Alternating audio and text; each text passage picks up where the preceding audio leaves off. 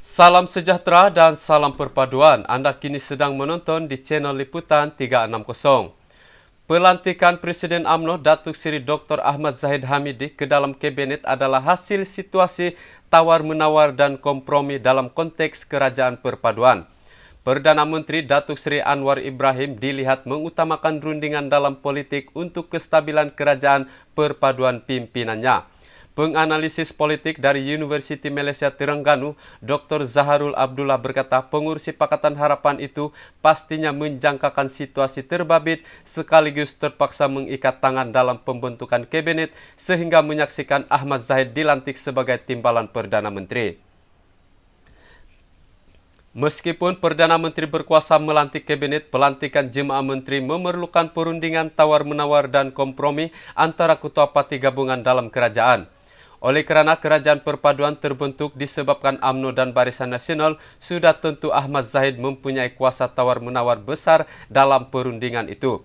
Anwar memahami dan menjangkakan situasi ini, ia adalah kompromi yang perlu dibuat untuk Anwar menjadi Perdana Menteri.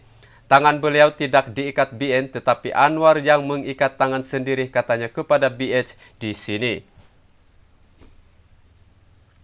Pelantikan timbalan Perdana Menteri yang mengisi barisan 28 jemaah menteri diumumkan Perdana Menteri semalam menimbulkan polemik apabila ada pihak tidak berpuas hati susulan Ahmad Zahid masih berdepan kes mahkamah.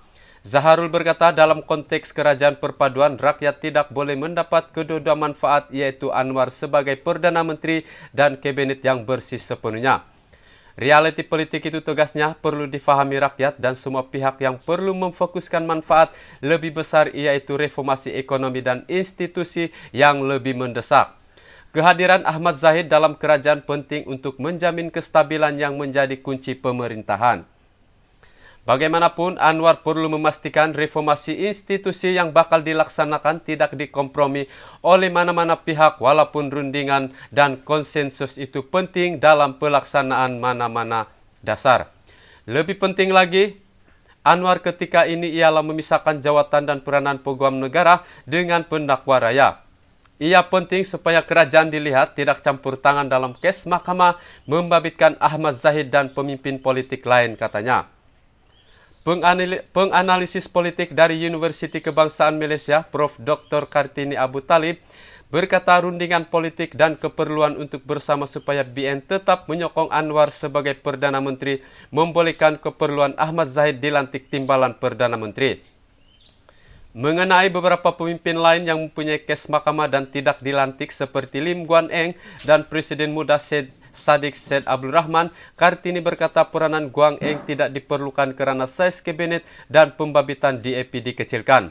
Mungkin Syed Saddiq tidak dipilih kerana Anwar masih mengingati kedegilan beliau ketika pilihan raya negeri Johor dengan apa yang berlaku di Larkin pertindihan kerusi, katanya. Sekian dan terima kasih.